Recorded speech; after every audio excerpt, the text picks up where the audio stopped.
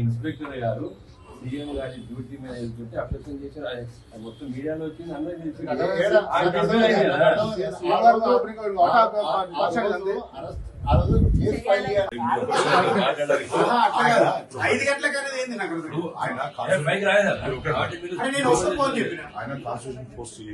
మామూలు commission chairman చేసి చట్టం మీద గౌరవం ఆయన ఆల్రెడీ జడ్జి కామెంట్ చేసిన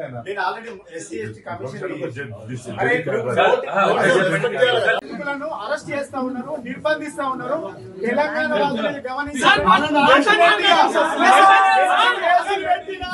ఈ ప్రభుత్వం ఎన్ని కేసులు పెట్టినా, ఎంత దుర్మార్గంగా వ్యవహరించినా డెఫినెట్ గా ఈ ప్రభుత్వాన్ని ఎండగడతాం, ప్రశ్నిస్తాం. కేసులకు భయపడం. 14 సంవత్సరాల ఉద్యమం చేసినాం. నాకేందో తెలుసు. ఇది స్వేచ్ఛ లేదు, మాట్లాడడానికి స్వేచ్ఛ లేదు. అరెస్ట్ చేస్తా ఉన్నారు, అన్యాయంగా అక్రమంగా 5 గంటలకు వచ్చి డోర్లు కొడతా ఉన్నారు.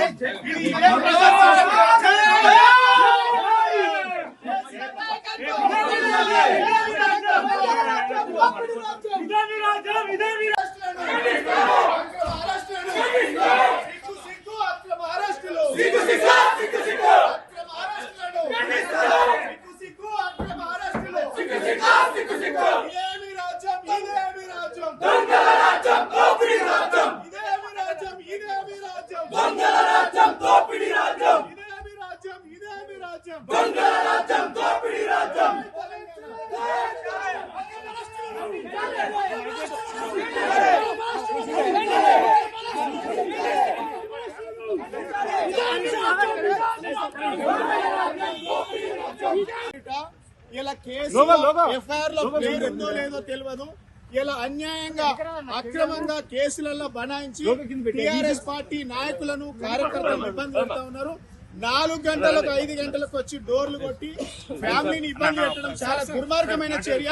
ప్రజాస్వామ్యం ఇస్తామని చెప్పినటువంటి ఈ కాంగ్రెస్ ప్రభుత్వం అప్రజాస్వామికంగా వ్యవహరిస్తా ఉన్నది. ఎస్సీ ఎస్టీ కమిషన్ చైర్మన్ చేసిన చట్టం అంటే ఏందో తెలుసు. నోటీసులు ఇవ్వకుండా, ఎఫ్ఐఆర్ లో పేరు లేకుండా అరెస్ట్ చేయడం అని మేము తీవ్రంగా ఖండిస్తా ఉన్నాం. ఇది ప్రభుత్వం కుట్రపూరితంగా పెట్టేటువంటి కేసులు.